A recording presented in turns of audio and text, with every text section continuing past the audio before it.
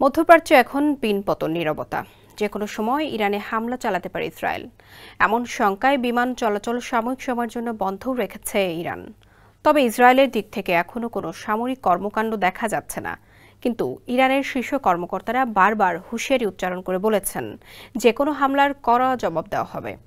রোববার হাসান নাসরুল্লাহর স্মরণে একটি অনুষ্ঠানে যোগ দিয়ে এমন হুঙ্কার দিয়েছেন ইরানের সেনাবাহিনীর কমান্ডার মেজর জেনারেল আব্দুল রাহিম মোসাভি। তিনি বলেন, যদি ইহুদিবাদীরা আমাদের হামলার পাল্টা কোনো অপরাধ করে, তারা অবশ্যই শক্তিশালী এবং আরও ধ্বংসাত্মক জবাব পাবে।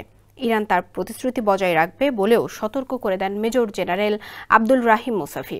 250-টিরও বেশি ডিজাইন অপশন নিয়ে ওয়ালটন স্মার্ট ফ্রিজ, বোঝে আপনার প্রয়োজন। তিনি বলেন, ইসরায়েল প্রতিরোধ যোদ্ধাদের শীর্ষ 3 র্যাঙ্কের কর্মকর্তাদের হত্যার কথা বলেছে, কিন্তু হিজবুল্লাহর হামলায় ক্ষতবিক্ষত হচ্ছে ইসরায়েল। এর আগেও এমন হয়েছে, ভবিষ্যতেও এমন হবে।